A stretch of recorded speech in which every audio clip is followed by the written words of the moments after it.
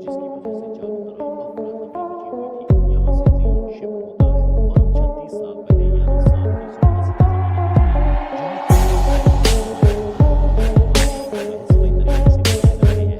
शुरुआत में देखकर ऐसा लगता है कि ये सिर्फ एक एक्सीडेंट है और मरने वाले का आपस में कोई कनेक्शन नहीं है, लेकिन उन तीनों की मौत एक तरीके से हुई थी। पहले उनके नाक, कान और आंखों से खून निकलने लगा और फिर अचानक उनकी मौत हो गई। वहीं हमें एक पुलिस डिटेक्टिव जिसका नाम थॉमस लॉकहार्ट था, उसे दिखाया जाता है, जो अपने करीबी घर से झाँकता है क्योंकि उसे नाइट शिफ्ट करने के लिए अपने काम पर जाना था। इसलिए वो अपनी प्रेग्नेंट वाइफ के लिए पैनकेक बनाकर ड्यूटी पर जाने के लिए तैयार हो जाता है। उसकी वाइफ को उसका नाइट शिफ्ट करना बिल्कुल भी पसंद नहीं था, पर थॉमस उसे कहता है कि बहुत जल्द उसकी नाइट शिफ्ट खत्म होने वाली है, उसके बाद सब कुछ ठीक हो जाएगा। इतना कहकर वो बाहर आकर अपने पार्टनर मैडॉक्स की कार में बैठ जाता है, जहाँ से वो दोनों को साइड स्टेशन पर पहुंचते हैं। इन एक्सीडेंट्स की खबर अब रेडियो टीवी चैनल्स पर बताई जा रही है। यहाँ उन्हें पता चलता है कि एक बस ड्राइवर की चलती हुई बस में अचानक मौत हो जाने के कारण बहुत बड़ी घटना होती है। थॉमस ड्राइवर की डेड बॉडी के पास जाकर ध्यान से देखता है कि उसकी गर्दन पर कुछ डॉट्स बने हुए हैं और उसका ब्रेन भी पिघलकर उसकी आंख, कान और नाक से बह गया है। थॉमस इसके बारे में अपने साले डिटेक्टिव हॉल्ट को बताता है, जो कि एक सीनियर डिटेक्टिव था। पहले तो हॉल्ट थॉमस की बात पर ध्यान नहीं देता, लेकिन तभी एक पुलिस कर्मचारी उनके पास आकर उन्हें बताता है कि ड्राइवर की तरह ही सेम टाइम पर 2 और लोगों की मौत इसी तरह ब्रेन के पिघलने से हुई है और उनकी गर्दन पर भी सेम ऐसे ही निशान है। इतना सुनने के बाद थॉमस और हॉल्ट को लगने लगता है कि ये काम किसी सीरियल किलर का है और इन तीनों की मौत का आपस में कोई न कोई कनेक्शन जरूर है। थॉमस इस केस को लेकर काफी एक्साइटेड था, क्योंकि इस केस को सुलझाने पर उसे डिटेक्टिव बनने का मौका मिल रहा था, और उसके दोस्त मैडॉक्स को इस केस में कोई इंटरेस्ट नहीं था।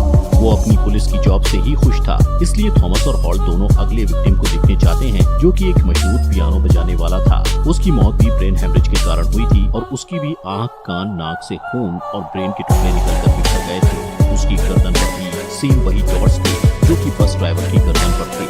इसके बाद वो तीसरे विक्टिम को देखने जाते हैं और सेम इसी तरीके से उसकी भी डेथ हो गई थी और उसकी गर्दन पर भी वैसे ही निशान थे। यहाँ पर थॉमस हॉल्ट से इन तीनों डेड बॉडीज की केमिकल जांच कराने को कहता है, लेकिन हॉल्ट उसे कहता है कि ये मेरा केस है और इसे मैं अपने तरीके से हैंडल करूंगा और तुम इस केस में दखलंदाजी मत करो। पर थॉमस भी अपनी जिद के चलते सीधा उस डॉक्टर के पास चला जाता है जो इन तीनों डेड बॉडीज की जांच कर रहा था। थॉमस इन तीनों डेड बॉडीज के बारे में डॉक्टर से पूछता है, जिस पर डॉक्टर उसे बताता है कि इन तीनों डेड बॉडीज की गर्दन पर जो निशान है वो किसी इंजेक्शन का है, जिससे इनकी बॉडी के अंदर अनस्टेबल आइसोटोप डाला गया है। इससे ज्यादा डॉक्टर थॉमस को कुछ भी बताने से इनकार कर देता है। तब मैडॉक्स थॉमस को वहाँ से ले जाता है। बाहर जाकर एक शॉप से थॉमस अपनी पत्नी के लिए एक ब्रेसलेट खरीदता है और अपनी कार में बैठने पर उन दोनों को एक कॉल आता है, जिसमें उन्हें बताया जाता है कि एक क्लब में एक फीमेल डांसर पर किसी ने अटैक कर दिया है, जिससे वो तुरंत उस क्लब में उस लड़की के पास जाते हैं। चेक करने पर उन्हें पता चलता है कि उसकी गर्दन पर भी वही सेम निशान बने दिखते हैं, जिससे वो लोग समझ जाते हैं कि किलर ने उसकी बॉडी में आइसोटोप डाल दिया है। लेकिन अभी वो लड़की जिंदा थी। वो डांसर गर्ल उन्हें बताती है कि एक लड़की ने पहले मुझ पर अटैक किया और फिर उसने एक इंजेक्शन मेरी गर्दन पर लगा दिया। इसी बातचीत के दौरान वहाँ पर हॉल्ट आ जाता है और वो इन सबको हटाकर खुद उस लड़की से पूछताछ करने लगता है। वो लड़की भी उसे वही बताने लगती है कि एक ब्लैक लड़की थी जिसने ब्लू कलर की हुडी पहनी हुई थी, साथ ही उसके हाथ पर ड्राई ब्लड भी लगा हुआ था। अभी वो हॉल्ट को बता ही रही थी कि अचानक उसकी आंख और नाक से खून निकलने लगता है, जिससे वो वहीं पहुंच जाती है। अब उस लड़की की बताई गई जानकारी के अनुसार उस जगह पर जितनी भी ब्लैक लड़कियां ब्लू कलर की हुडीज में थी, उन सभी को चेकिंग के लिए अरेस्ट कर लिया जाता है। इसी बीच हम एक लड़की को देखते हैं जिसने ब्लू कलर की हुडी पहनी हुई है। इस लड़की का नाम रिया था और रिया ही उन सभी को आइसोटोप का इंजेक्शन देकर मार रही थी। अब जब रिया वहाँ से भागने लगती है तो एक पुलिस ऑफिसर उसे देख लेता है और उसका पीछा करने लगता है, लेकिन रिया उससे बचकर भाग जाती है। भागते हुए वो अचानक से थॉमस और मैडॉक्स की गाड़ी के सामने आ जाती है। तभी थॉमस उसके लेफ्ट हैंड पर लगे खून और ब्लू हुडी पहने देखकर समझ जाता है कि ये वही सीरियल किलर है। थॉमस और मैडॉक उसका पीछा करते हैं, लेकिन रिया भागते भागते सबवे स्टेशन के बेसमेंट में चली जाती है। थॉमस भी उसका पीछा करते हुए नीचे सबवे स्टेशन में चला जाता है, जहाँ उसे एक डिवाइस मिलता है जो कि एक इंजेक्शन की तरह दिख रहा था। वहीं दूसरी तरफ मैडॉक्स और डिटेक्टिव हॉल्ट और कई सारे पुलिस कर्मचारी स्टेशन पहुंचकर बाहर जाने वाले वाले सभी दरवाजों को बंद कर देते हैं। तभी वहाँ मैडॉक्स के सामने रिया आकर उससे लड़ने लगती है, जिसमें रिया मैडॉक्स से बचकर वहाँ से निकल जाती है। लेकिन अचानक वहाँ थॉमस आकर रिया पर गन पॉइंट कर देता है, जिससे रिया अपनी जगह पर ही रुककर थॉमस का नाम लेती है, जिससे हमें पता चलता है कि रिया थॉमस को पहले से जानती है। वो थॉमस को कहती है कि तुम्हारी बेटी के जन्म के लिए कांग्रेचुलेशन। लेकिन थॉमस को कुछ समझ नहीं आता, क्योंकि अभी तक उसकी वाइफ की डिलीवरी नहीं हुई थी। रिया थॉमस को इमोशनल होकर कहती है कि मुझे माफ करना, क्योंकि मैंने तुम्हारे दोस्त मैडॉक्स के साथ अच्छा नहीं किया। इसके बारे में हम मूवी में आगे देखेंगे कि रिया ने थॉमस के साथ क्या किया। इसके बाद थॉमस रिया को अरेस्ट करने की कोशिश करता है, जिससे उन दोनों के बीच काफी ज्यादा फाइट हो जाती है, जिसमें रिया थॉमस की हथकड़ियां निकालकर उसके हाथ पर बांध देती है और उसे घसीटते हुए उसी हथकड़ी को एक बेंच से बांधकर उसे कहती है कि हम दोनों जल्दी मिलेंगे, और वहां से जाने लगती है। तभी थॉमस रिया के इंजेक्शन को उसी पर लगाकर उसे रोकने की कोशिश करता है। इंजेक्शन लगने से रिया लड़खड़ाने लगती है और पटरी पर आ रही ट्रेन के सामने आ जाने से उसकी मौत हो जाती है। ये देखकर थॉमस भी काफी उदास हो जाता है, क्योंकि वो रिया को जिंदा पकड़ना चाहता था। कुछ टाइम बाद उस जगह पर पुलिस आकर रिया की डेड बॉडी को जांच के लिए उठाकर रिसर्च सेंटर ले जाती है, और रिसर्च से पता लगता है कि किसी ने रिया पर गोली चलाई थी, जो कि उसके हाथ पर जाकर लगी थी, और वो गोली सर्विस रिवॉल्वर से निकली थी, यानी किसी पुलिस वाले ने ही उस पर गोली चलाई थी। इसलिए एक ऑफिसर आकर थॉमस की रिवॉल्वर को चेक करता है, लेकिन थॉमस कहता है कि उसने वो गोली नहीं चलाई। तभी थॉमस को एक पुलिस अधिकारी कहता है कि तुम्हारे लिए कॉल आया था, जिसमें बता रहे थे कि हॉस्पिटल में तुम्हारी प्रेग्नेंट वाइफ की डिलीवरी होने वाली है। इतना सुनते ही थॉमस तुरंत हॉस्पिटल जाता है। हॉस्पिटल पहुंचने पर उसे पता लगता है कि उसकी वाइफ ने एक बेटी को जन्म दिया है। ये देखकर थॉमस काफी ज्यादा हैरान होता है, क्योंकि रिया ने भी उसे बेटी होने के लिए पहले ही कांग्रेचुलेट कर दिया था। लेकिन इसी डिलीवरी के दौरान कुछ प्रॉब्लम्स होने की वजह से उसकी वाइफ की मौत हो जाती है। यहाँ से सीन शिफ्ट होता है और हमें 9 साल बाद यानी साल 1997 का समय दिखाया जाता है, जहाँ थॉमस की बेटी, जिसका नाम एमी था, वो 9 साल की हो चुकी थी। साथ ही उस सीरियल किलर रिया वाले केस के बाद थॉमस का प्रमोशन भी हो चुका था, और थॉमस अब एक डिटेक्टिव बन चुका था। उस केस को बंद हुए 9 साल बीत चुके थे। थॉमस अपनी बेटी के बर्थडे पर उसे बर्थडे विश करते हुए उसकी ब्रेसलेट के लिए उसे एक रिंग गिफ्ट करता है। उसी समय टीवी पर न्यूज दिखाई जा रही थी, जिसमें थॉमस को पता लगता है कि आज फिर एक आदमी को आइसोटॉप का इंजेक्शन देकर मार दिया गया है, और उसकी गर्दन पर भी सेम वैसे ही इंजेक्शन के निशान हैं, जैसे 9 साल पहले उन 3 लोगों की गर्दन पर इंजेक्शन के निशान थे। ये जानकर थॉमस तुरंत एक्सीडेंट वाली जगह पर जाता है, और उस बॉडी की नेक चेक करने पर उसे वही निशान दिखते हैं। लेकिन वो काफी परेशान था, क्योंकि पिछले 9 सालों के अंदर किसी की भी मौत दोबारा उस तरह से नहीं हुई थी। इसके बाद थॉमस, मैडॉक्स और सभी पुलिस वाले सीसीटीवी फुटेज चेक करते हैं। सीसीटीवी फुटेज में उनको बिल्कुल वैसे ही ब्लू कलर की हुडी में रिया एक मॉल में जाते हुए दिखती है, जिससे उन्हें पता चलता है कि उसी ने इस आदमी का मर्डर किया है। लेकिन उन सभी को लगता है कि ये कोई और है, जो रिया के कपड़े पहनकर उसकी कॉपी कर रहा है, क्योंकि रिया तो 9 साल पहले ही मर चुकी थी। लेकिन तभी थॉमस और सीसीटीवी फुटेज में देखता है कि इस लड़की के लेफ्ट हैंड पर भी ड्राई ब्लड लगा हुआ है। ये देखकर वो सोच में पड़ जाता है कि अगर कोई भी रिया की कॉपी कर रहा होगा, तो उसे रिया के लेफ्ट हैंड पर लगे खून के बारे में कैसे पता चला होगा, क्योंकि मीडिया में इस चीज का खुलासा कभी भी किया नहीं गया था। इसलिए थॉमस को लगने लगता है कि ये वही असली रिया है, जिसने 9 साल पहले लोगों को मारा था। लेकिन वो अभी भी सोच में था कि आखिर रिया मरकर जिंदा कैसे हो सकती है। अब थॉमस मैडॉक्स से कहता है कि उसने मुझसे कहा था कि हम दोबारा मिलेंगे। यहाँ पर इस मिस्ट्री को सॉल्व करने के लिए ये लोग 9 साल पहले रिया के केस को दोबारा ओपन करते हैं, और रिया के सबूतों में थॉमस को कुछ चाबियां मिलती हैं, जिनकी जांच करने पर पता चलता है कि ये चाबियां एक प्लेन की हैं, जिसे पिछले साल यानी 1996 में बनाया गया है। थॉमस सोच में पड़ जाता है कि अगर ये चाबियां पिछले साल बने प्लेन की हैं, तो ये 9 साल पहले रिया के पास कैसे थी। वहीं दूसरी तरफ रिया शहर में काफी बुरी तरह से लोगों को मार रही थी। उधर थॉमस ये सब पता करने के लिए अपने पार्टनर मैडॉक्स के साथ उस एयरबेस पर जाने का फैसला करता है, जहाँ वो प्लेन था। इसी दौरान एक साइंटिस्ट, जिसका नाम नवीन राव था, वो इनसे मिलने आता है और इन्हें बताता है कि 9 साल पहले हुए मर्डर्स और अब हो रहे मर्डर्स अपने अपने टाइम में हो रहे हैं, और ये सभी मर्डर्स तब हुए हैं जब सबसे बड़ा ब्लड मून यानी पूर्णिमा होती है। वो साइंटिस्ट थॉमस और मैडॉक्स को बताता है कि हर 9 साल में ब्लड मून के समय धरती का ग्रेविटेशनल फोर्स इलेक्ट्रोमैग्नेट पॉकेट के साथ इंटरेक्ट करता है, जिससे फ्यूचर के समय का पास्ट के समय के साथ एक ब्रिज बन जाता है। और ये रिया इसी ब्रिज से फ्यूचर से पास्ट में टाइम ट्रेवल करके आ रही है और लोगों को मार रही है। लेकिन थॉमस और मैडॉक्स दोनों को साइंटिस्ट की ये बातें बकवास लगती हैं, इसलिए वो दोनों वहाँ से चले जाते हैं। और जब वो लोग एयरबेस पहुँचते हैं तो देखते हैं कि वो बंद पड़ा है और उसमें ताला लगा हुआ है। लेकिन तभी थॉमस को एयरबेस के अंदर कोई नजर आता है, और उसे देखने के लिए वो गेट के ऊपर से कूदकर अंदर चला चला जाता है जहाँ उसे एयरबेस का मैनेजर दिखता है। तभी पीछे से रिया आकर थॉमस पर गन पॉइंट कर देती है और कहती है कि तुमसे दोबारा मिलकर अच्छा लगा। वो कहती है कि अगर तुम्हारा निशाना अच्छा होता तो मैं उस टाइम नहीं बचती। थॉमस को यहाँ पर भी कुछ समझ नहीं आता कि रिया किस निशाने की बात कर रही है। इतना कहकर रिया थॉमस को चेयर के साथ बांध देती है। इस बीच मैडॉक यहाँ और पुलिस वालों को बुला लेता है और थॉमस की हेल्प करने के लिए अंदर जाकर रिया पर गन पॉइंट कर देता है। लेकिन तभी रिया एक्सीडेंटली उसको गन से शूट कर देती है, जिससे मैडॉक्स मर जाता है। हालांकि रिया मैडॉक्स को मारना नहीं चाहती थी और यही वो घटना थी जिसके लिए रिया ने साल 1988 में थॉमस से माफी मांगते हुए कहा था कि उसने उसके साथी मैडॉक्स के साथ जो किया वो जानबूझकर नहीं किया। अब यहाँ पर पुलिस वाले आ जाते हैं, जिससे रिया तुरंत थॉमस से उस प्लेन की चाबियां छीनकर उसे अपने प्लेन में ले जाती है। रास्ते में वो थॉमस को बताती है कि तुम मेरा पीछा करना छोड़ दो, क्योंकि मैं पास में कुछ लोगों की जान लेकर फ्यूचर में इंसानियत को बचा रही हूँ। वो ये भी बताती है कि हर 9 साल में ब्लड मून के टाइम वापस आती हूँ, इसलिए तुम मेरा पीछा करना छोड़ दो।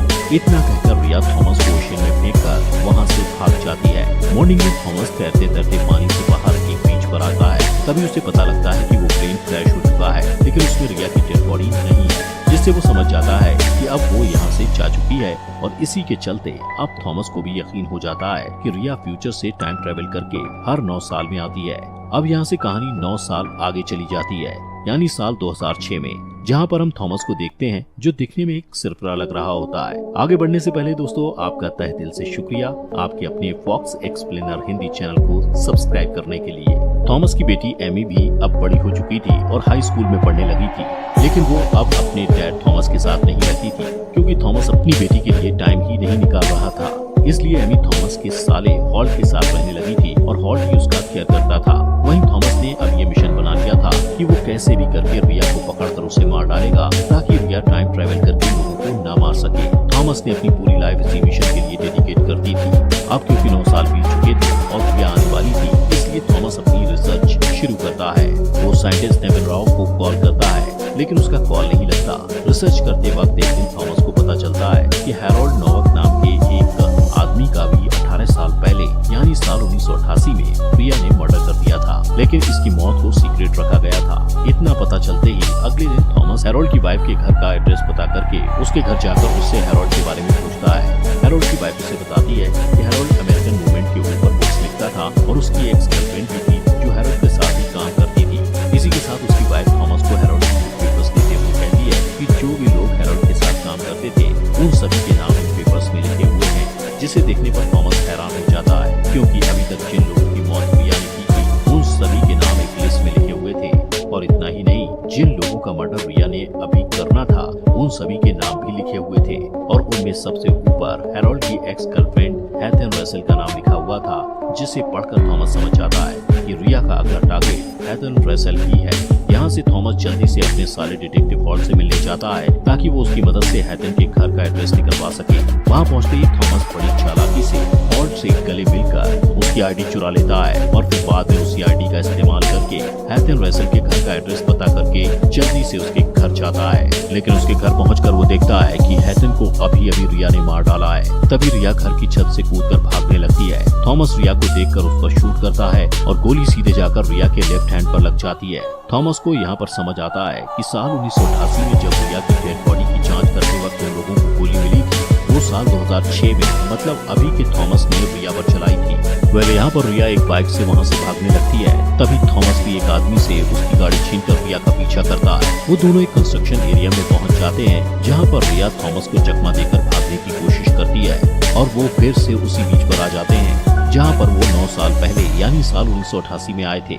अब उसके पीछे ही थॉमस भी आ रहा था। यहाँ पर रिया एक टनल के अंदर चली जाती है जहाँ पर उसकी टाइम मशीन थी, मतलब वो इसी जगह पर अपनी टाइम मशीन से हर 9 साल में ब्लड मून के समय टाइम ट्रेवल करती थी। रिया जल्दी से अपनी टाइम मशीन में जाकर बैठ जाती है।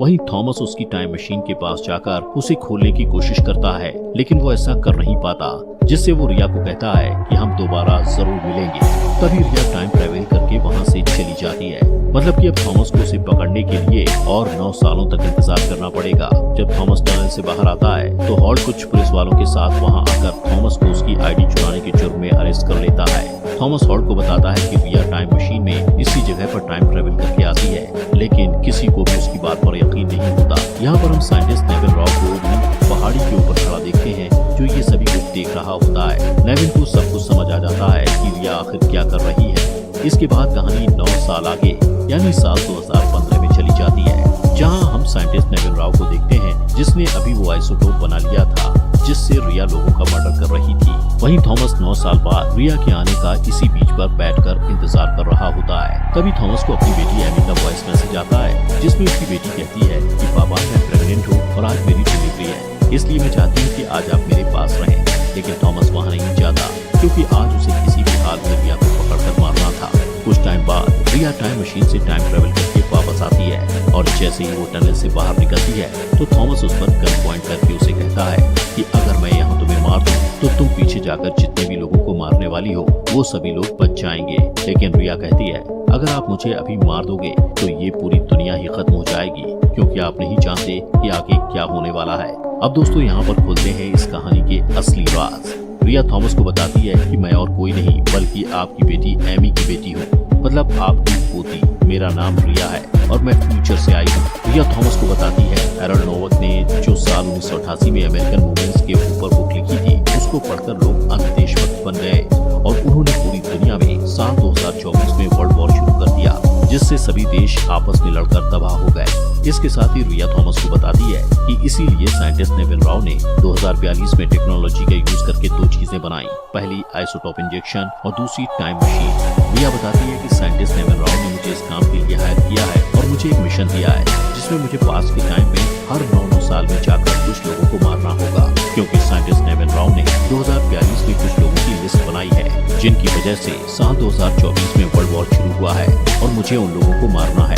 वो बताती है कि उन लोगों में सबसे मेन हैरोल्ड है, क्योंकि अगर उसने अमेरिकन वुमेन्स वाली बुक साल 1988 में ना लिखी होती तो लोग ना भड़कते और 2024 में वर्ल्ड वॉर नहीं होता। वो थॉमस को बताती है कि नेविन राव ने मुझे 2042 से सीधा 2015 में भेज दिया है और यहाँ पर मुझे पहले आप ही मिले हो।